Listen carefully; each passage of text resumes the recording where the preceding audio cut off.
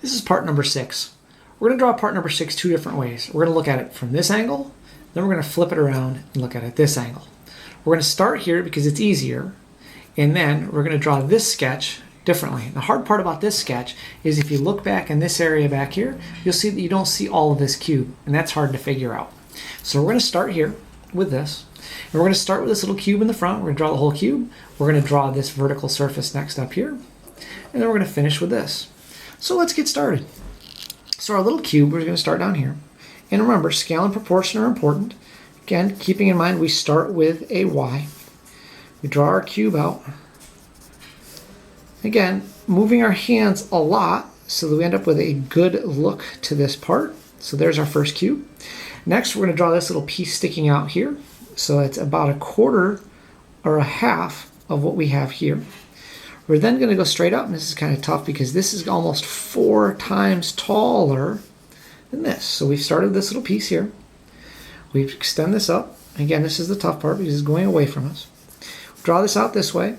And to figure out where this terminates, we know we have this little piece here. We need to stick out that far here too. So I'm going to pick a spot there. I'm just going to draw a line straight down through that until it travels and disappears.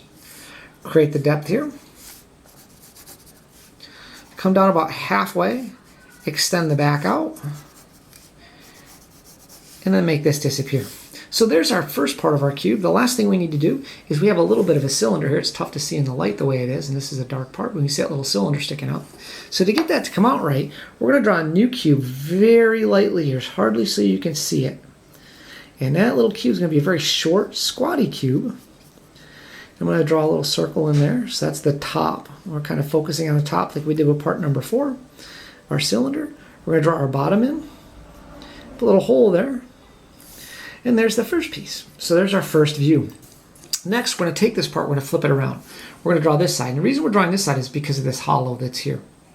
So we're going to start with this cube in the back, draw the vertical, and then finish with a little cube in the front and the left side. I'm going to start here again with my Y, just like we have in the past, drawing a cube, keeping in mind scale and proportion are important. Moving my arm a lot. I'm going to draw in this little hole that's here. I'm going to show you some stuff we're going to erase in a second. So this line heading back is the bottom of that hole, and we would erase this. Next, we're going to extend this out. This is going to come up. We're going to make that vertical. And remember, it's about twice as tall as our original cube, as it was in our last sketch. We have some depth here. This is going to travel down all the way to the bottom. So now we see this whole face. All of this. So the hard part is if I get this kind of looking correctly, we don't see all of this cube. The reason we don't see all of it is because this part up here hides this piece. So to figure that out, we need to draw this surface in this sketch. To do that, we start here. We just bring this down. We don't know where it stops. Bring this over here. And we're going to see that that back surface is right there. We know that cube takes up about half, so we're going to draw that in. Again, very light. It crosses over some of our other lines. That's where erasers come in handy later. We know it sticks out a ways.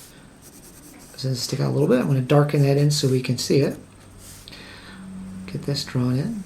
Just retrace our line there so we see that. So now we see a little piece of that cube sticking out. And if we finish this off and darken up some stuff, it's going to look pretty decent. And again, the point of our sketch is to show our client our design and to get quick ideas onto paper so we have something to respond to. Again, as in the past, please rewind and check out the video if you need more help.